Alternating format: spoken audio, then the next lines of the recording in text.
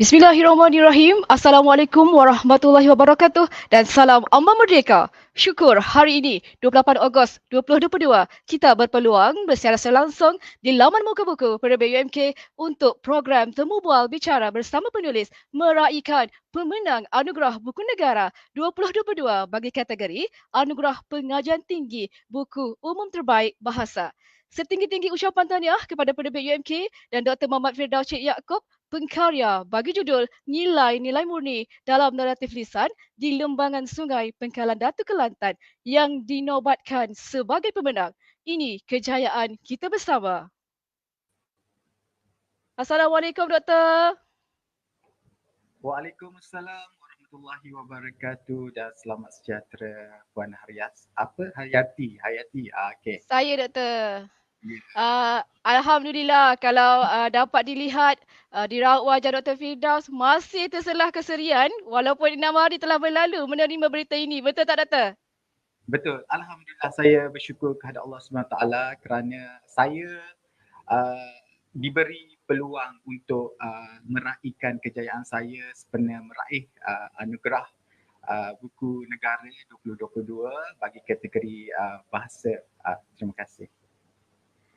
Berita yang cukup menggembirakan ini bukan sahaja kepada doktor, bahkan kepada seluruh warga UMK turut meraihkannya. Tahniah berkali-kali doktor untuk kejayaan manis yang dikecapi ini. Kepada pendengar-pendengar yang mengikuti secara langsung hari ini, boleh bertanya apa sahaja persoalan kepada Dr. Firdaus yang bermain di minda anda, tinggalkan di ruangan komen. Sama-sama kita ikuti dan hayati perkongsian hari ini. Terlebih dahulu, sebagai mukadimah, boleh doktor kenalkan di sebalik identiti Muhammad Firdaus Cik Yaakob ni. Sama-sama kita dengarkan pengenalan diri dari hati beliau. Silakan doktor. Okey, terima kasih. Bismillahirrahmanirrahim. Assalamualaikum warahmatullahi taala wabarakatuh dan selamat sejahtera. Waalaikumsalam. Dengan nama Allah yang Maha Pemurah dan yang Maha Penyayang, segala puji dan syukur kehadap Ilahi yang Maha Pengampun lagi Maha Mengasihani. Selawat dan salam ke atas junjungan Nabi Muhammad sallallahu alaihi wasallam. Pertamanya saya ingin memanjat setinggi-tinggi kesyukuran kehadap Allah Subhanahu Wa Taala ke atas segala rahmat dan keizinannya, maka kita dapat bertemu pada majlis bual bicara pada pagi ini. Terima kasih saya ucapkan kepada Puan Hasyati Cik Hasan selaku moderator majlis pada pagi ini dan semua yang sedang menonton secara langsung yang dibawa khas daripada penerbit Universiti Malaysia Kelantan. Kalau nak bercerita tentang latar belakang pendidikan saya, saya berkelulusan ijazah sarjana muda dengan kepujian sastra, pengkhususan kesusastraan Melayu dari Universiti Putra Malaysia. Seterusnya saya meneruskan pengajian saya ke peringkat ijazah sarjana juga dalam bidang sastra. Pada tahun 2016 saya meneruskan lagi perjalanan saya ke peringkat ijazah kedoktoran falsafah dalam bidang pengajian warisan dan kini saya berkhidmat sebagai pensyarah kanan di Fakulti Teknologi Kreatif dan Warisan dan dalam masa yang sama saya masih memperjuangkan warisan dan juga khazanah bangsa cerita rakyat untuk diangkat ke peringkat antarabangsa. Itulah secara ringkas berkenaan dengan biodata saya. Terima kasih. Doktor, saya ada satu soalan cepu cembas. Yeah. Adakah kemenangan yang diraih ini telah dijangka dan apa perasaan doktor setelah mendapat perkabaran bermakna ini? Masya Allah, secara jujurnya saya tidak menjangkakan keputusan dan juga kemenangan ini kerana pada saya dicalonkan sebagai penulis buku ke peringkat anugerah buku negara pada tahun 2022 itu satu penghargaan datangnya daripada penerbit UMK kepada saya, dan saya secara jujurnya saya tidak menjangkakan kemenangan ini kerana saya masih lagi belajar, masih lagi baru dalam dunia penyelidikan, dan terima kasih kepada pertubuhan yang terdiri daripada sastrawan negara yang menjadi panel-panel dalam penganugerahan ini, dan saya nak mengucapkan terima kasih, berbanyak-banyak terima kasih kerana saya diangkat untuk meraih kemenangan ini, dan insya-Allah kemenangan ini menjadi titik tolak kepada saya untuk terus saya mengangkat dan memartabatkan sastra rakyat, khususnya cerita rakyat Kelantan, insya-Allah. Dan saya rasa bersyukur, gembira, sangat gembira bila saya mendapat kabar berita kemenangan ini. Pada ketika itu saya berada di rumah. Dan bila mana saya mendapat keputusan ini, pertama sekali saya memeluk ibu saya. Saya memeluk ibu saya kerana pada saya, ibu saya merupakan insan yang sentiasa berada dengan saya susah dan senang, dan setiap apa yang saya lakukan dalam kehidupan saya, kerjaya saya akan sentiasa memaklumkan kepada ibu saya untuk mendoakan kejayaan saya. Dan saya yakin dan percaya selain daripada sokongan semua pihak, keberkatan dan juga berkah daripada doa seorang ibu yang menjadikan saya seseorang yang berjaya sehingga hari ini, insya-Allah. Itu saja. Terima kasih Doktor. Terbunyi sebab dah tu. Ya, saya sebab. Sayup-sayup. Okay, mesti ramai pencinta ilmu yang bersama hari ini tertunggu-tunggu untuk mengetahui kandungan tersirat buku ini. Seterusnya kita ke sesi memperkatakan buku bagi judul Nilai-Nilai Murni dalam Naratif Lisan di Lembangan Sungai Pekaran Ratu Kelantan yang telah mengungguli anugerah. Dan saya cantumkan soalan ini, Doktor. Boleh Doktor kongsikan bagaimana tercetusnya idea untuk hasilkan buku ini dan apakah cabaran yang Doktor lalui dalam dunia penyelidikan dan pendidikan? Silakan Doktor. Pada pendapat saya, cerita rakyat, khususnya pengkajian cerita rakyat di Kelantan merupakan satu warisan yang perlu kita perjuangkan.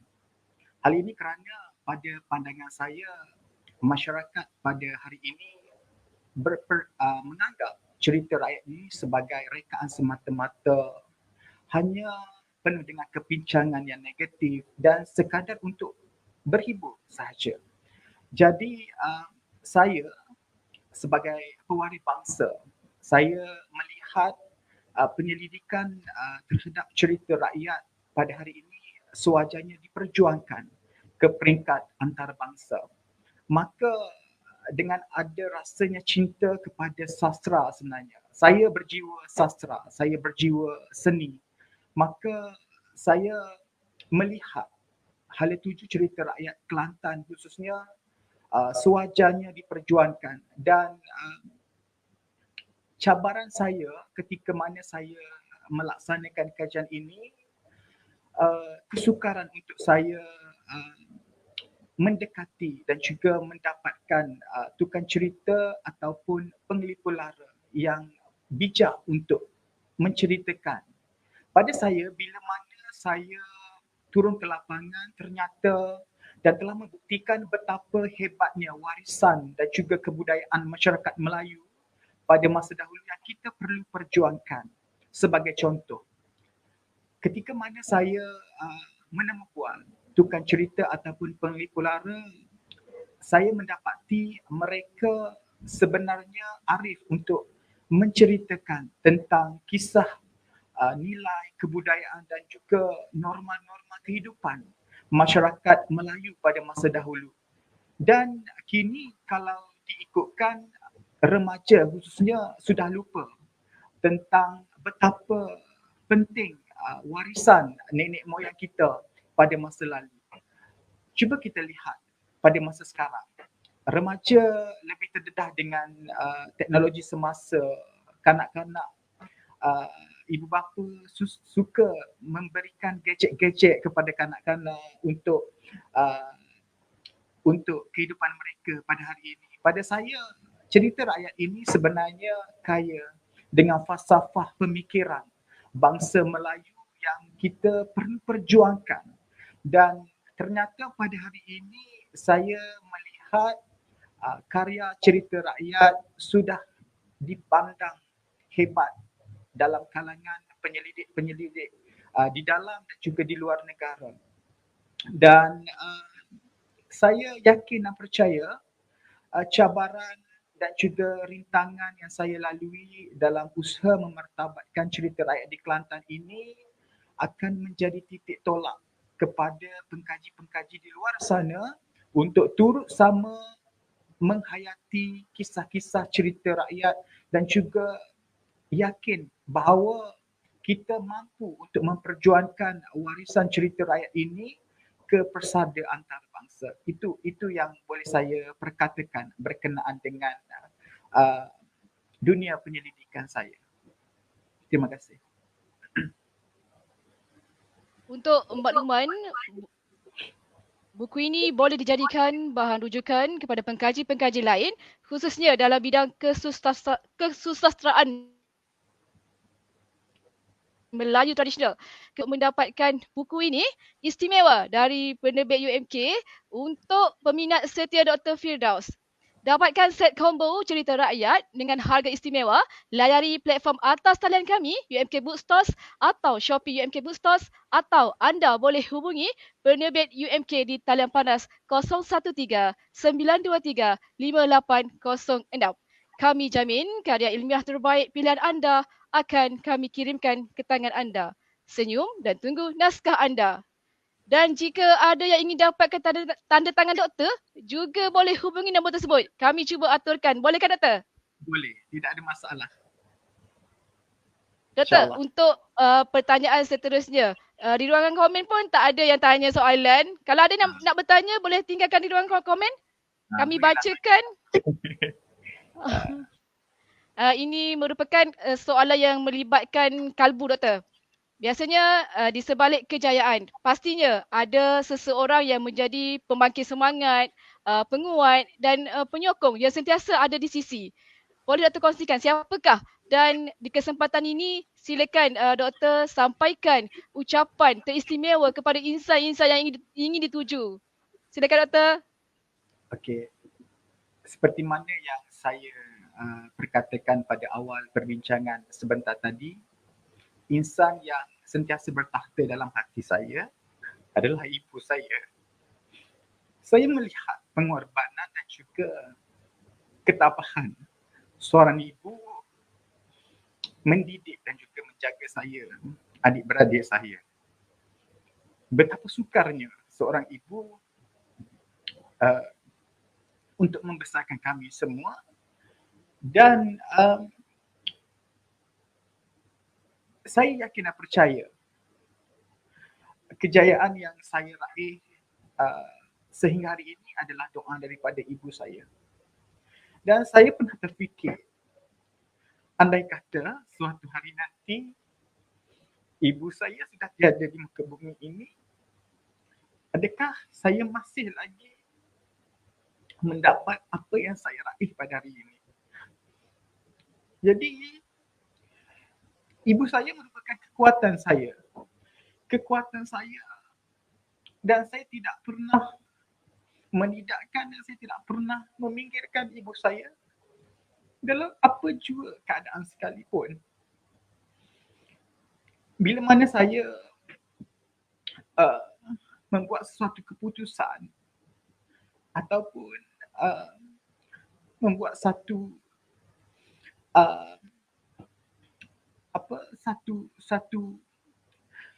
sesuatu yang saya nak dalam hidup saya akan memaklumkan kepada ibu saya terlebih dahulu. Seperti mana kejayaan yang saya raih hari ini, saya diangkat sebagai pemenang Anugerah Buku Negara 2022 baik kategori umum, buku umum, bahasa. Saya sebenarnya telah memaklumkan. Insan yang kedua, saya memaklumkan kepada ibu saya setelah penerbit UMK memaklumkan kepada saya. Ketika itu saya melonjak kegembiraan. Dan saya meminta, saya sentiasa meminta ibu saya untuk mendoakan kejayaan saya. Dan saya yakin dengan doa ibu, saya boleh pergi jauh. Dan saya takut kehilangan ibu saya. Itu yang boleh saya ceritakan tentang kehebatan yang ada pada seorang ibu. Saya tidak hebat.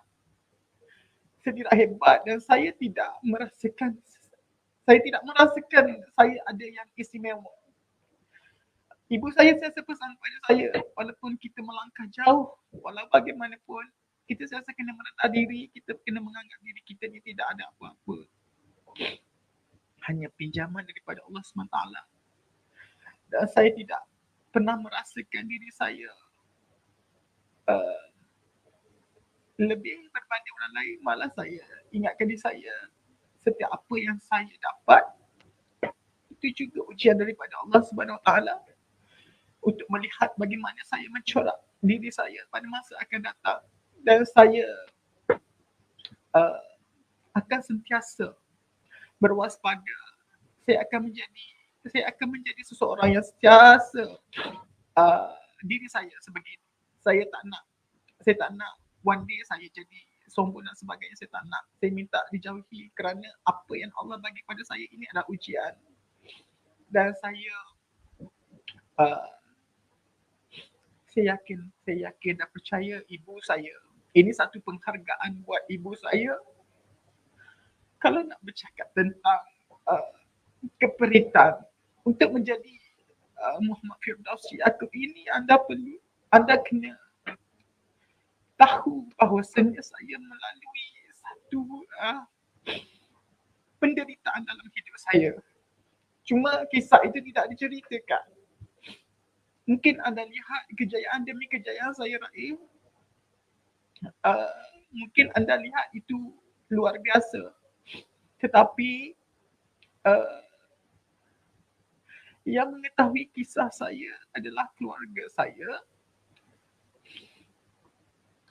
sahabat-sahabat baik saya yang pernah menyaksikan kejatuhan saya, dan saya sentiasa bangkit dengan semangat disebabkan seorang ibu. Disebabkan itu saya sentiasa belajar saya untuk mendapatkan sesuatu dalam hidup saya adalah untuk ibu saya. Saya tak nak ibu saya hidup susah macam dulu. Saya tak nak ibu saya tak cukup segala-gala seperti dulu. Itu yang membuatkan saya menjadikan diri saya pada hari ini yang saya boleh katakan untuk jadi saya kena lalui fasa-fasa penderitaan dalam hidup saya. Diuji daripada kecil, kan diuji dan sebagainya. Jadi saya susah untuk bercerita.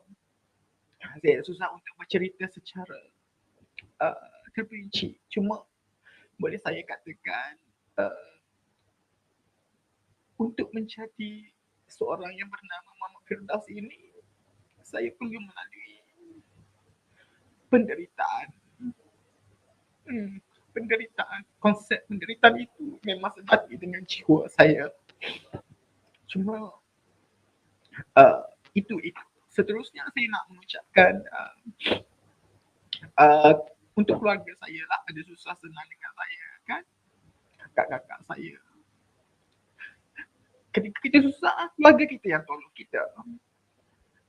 Bila saya kata saya nak belajar dan sebagainya,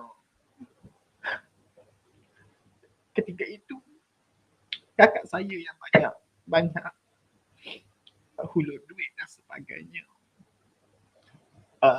Saya tidak ada masalah dari segi kewangan sebab saya dibantu oleh kakak saya. Cuma keperitan hidup saya itu mungkin cabaran-cabaran yang saya lalui. Dan saya nak mengucapkan jutaan terima kasih kepada pihak penerbit UMK yang banyak memberi ruang dan peluang kepada saya. Insan yang pertama saya jumpa sebelum saya membuat keputusan untuk menerbitkan karya-karya saya, Puan Rahaina, yang sentiasa give supportive untuk saya. Saya sebenarnya bimbang dan takut sebab saya masih baharu dan saya takut karya-karya saya tidak diterima.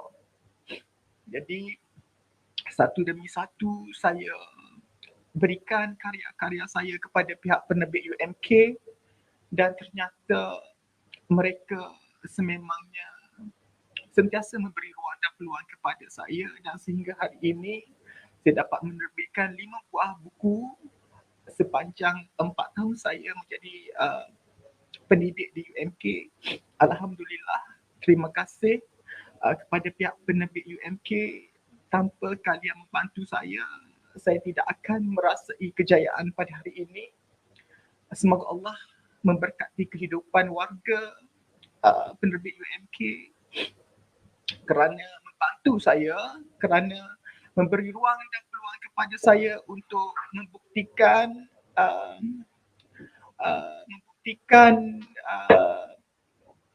karya cerita rakyat masih lagi relevan dan boleh diterima dalam kalangan masyarakat pada hari ini. Dan ternyata bila mana saya meraih kemenangan dalam tokoh buku negara, saya lebih yakin dan percaya saya perlu berjuang habis-habisan untuk saya menghasilkan lagi karya-karya yang bermutu selepas ini. Seterusnya penghargaan juga saya nak ucapkan jutaan terima kasih saya kepada Naib Chancellor kita, Profesor Dr. Razli Razak, kerana sentiasa memberi ruang dan peluang kepada saya, menghubungi saya secara personal, mengucapkan tahniah dan syabas kepada saya.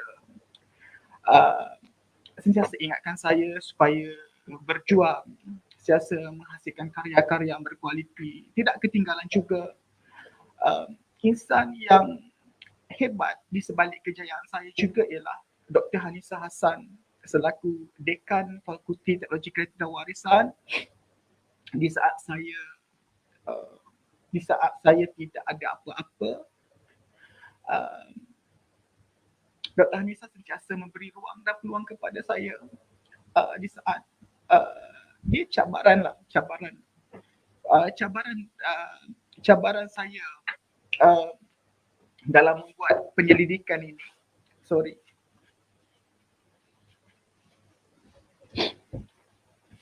Dr. Hanisa merupakan seorang dekan yang sangat membantu saya, sentiasa memberi ruang dan peluang kepada saya untuk jawatan-jawatan pentadbiran di fakulti. Beliau nampak apa yang saya boleh buat. Beliau sentiasa bercakap dengan saya, memberi semangat kepada saya di saat saya jatuh. Sebab itu saya cakap, saya tidak berjalan dengan mudah. Di saat kita berjalan, di situ kita dihalang. Di saat kita nak melangkah, di situ kita dipinggirkan. Di saat kita nak mendapatkan sesuatu itu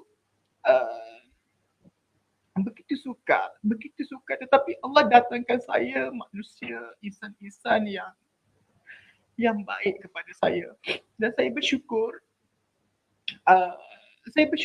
berada di FTKW kerana Dr. Hanisa Hassan bukan sekadar seorang dekan, dia juga seorang kakak kepada saya. Sangat positif bila beliau bercakap dengan saya, sangat positif. Sentiasa bercakap benda-benda yang positif dengan saya, menyokong apa yang saya buat dan sebagainya. Tidak pernah sesekali beliau menidakkan kehadiran saya di FTKW. Tidak pernah. Uh, itu yang saya boleh gambarkan sahabat-sahabat perjuangan saya uh, yang sentiasa menyokong saya. Susahlah, sukar untuk saya sebut satu persatu. Saya dikelilingi ramai sahabat yang baik.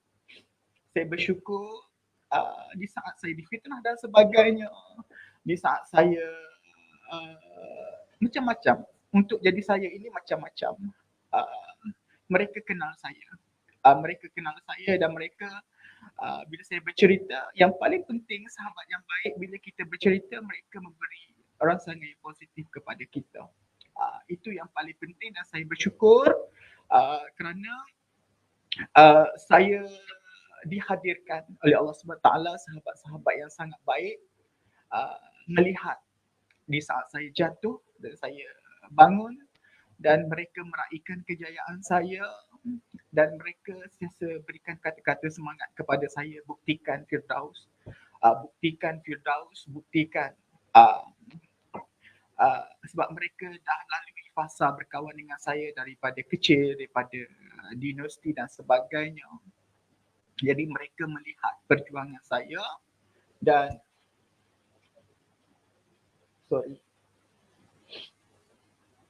jadi saya nak mengucapkan perhargaan berbanyak-banyak terima kasihlah kepada semua pihak yang menyokong saya dan saya berharap kejayaan ini diraikan dan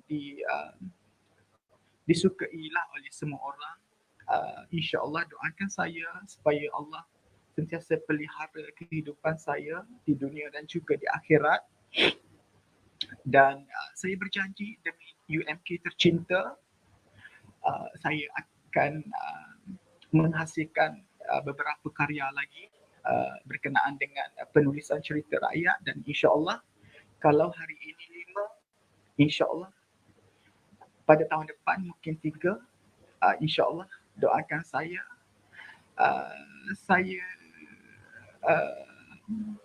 doakan ibu saya supaya ibu saya sentiasa ada dengan saya. Ibu saya sekarang dah berumur 70. InsyaAllah insyaAllah panjang umur murah rezeki kerana banyak lagi saya nak melalui fasa-fasa kehidupan saya dengan ibu saya. Siapa nak jadikan saya sebagai suami, pastikan awak menyayangi ibu saya terlebih dahulu. Apa-apa keputusan, saya akan ikut ibu saya kerana ibu saya tahu yang terbaik untuk saya. InsyaAllah kurang sikit untuk hiburkan dah menangis daripada tadi. Itulah saya akan sentiasa utamakan ibu saya dalam apa jua keadaan. Itulah yang boleh saya kongsikan Puan Hasyiati pada pagi ini. Penghargaan buat insan-insan yang sentiasa adalah dengan saya. Itu saja. Terima kasih Doktor mengalir air mata kegembiraan ni. Dekat FB ramai yang sedang menonton. Semuanya saya rasa majoriti warga FTKW. Mungkin ada soalan. Jika ada soalan boleh tinggalkan di ruangan komen. Sempat lagi Doktor promote. Dah selalu promote tapi tak ada.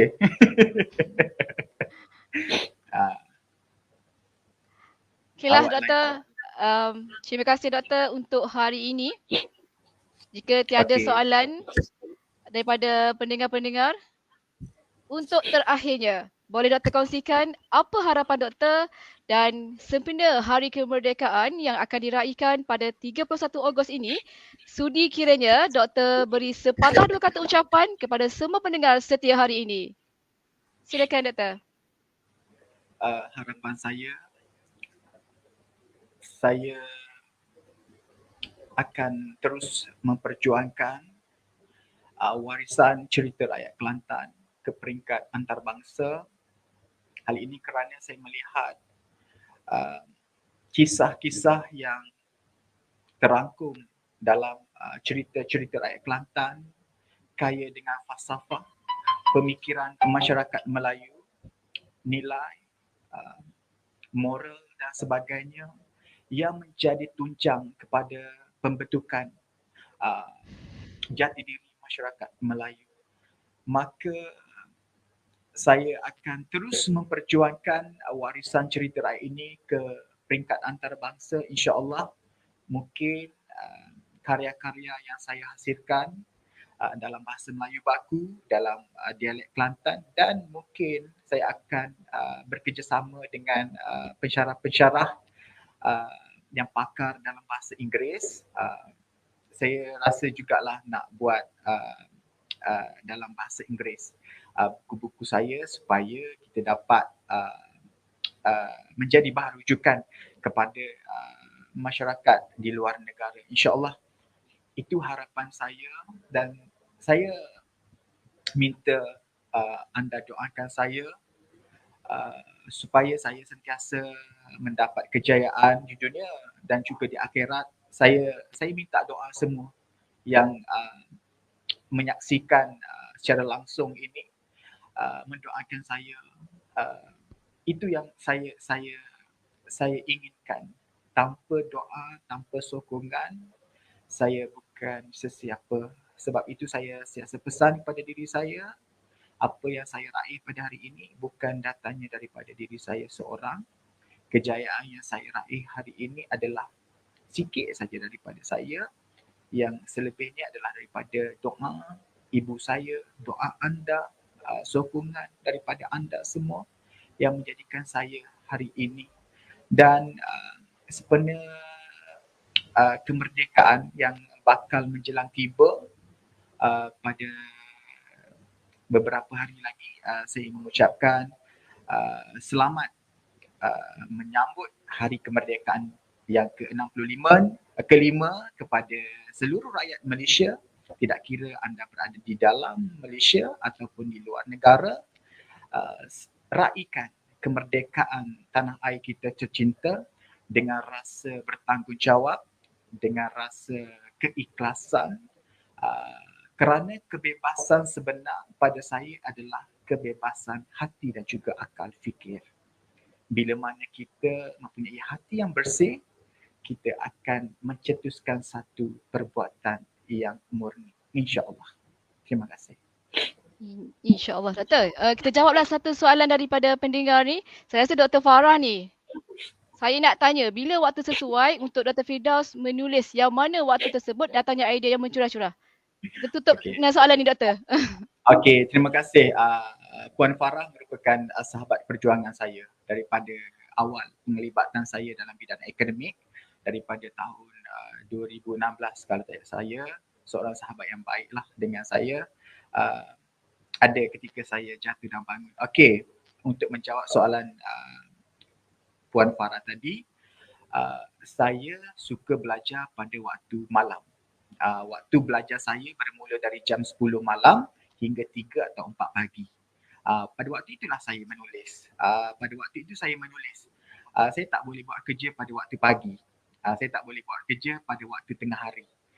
Saya buat kerja pada waktu malam. Pukul 10 sampai pukul 3, 4 pagi. Itu waktu saya untuk diri saya. Untuk diri saya. Jadi untuk menulis, dalam bidang akademik, kita kena banyak membaca. Kita kena banyak merujuk bahan-bahan rujukan daripada para sarjana dalam bidang yang kita nak lakukan. Kalau kita nak buat penyelidikan berkenaan dengan cerita rakyat, secara tidak langsung, kita kena merujuk buku-buku, jurnal-jurnal yang datangnya daripada cetusan pemikiran para sarjana dalam bidang tersebut. Jadi untuk menulis, dan saya juga masih proses untuk menulis dengan baik. Saya yakin dan percaya dengan kita banyak membaca, kita dapat menulis dengan baik. Itulah, kalau waktu pagi ni biasanya saya akan tidur.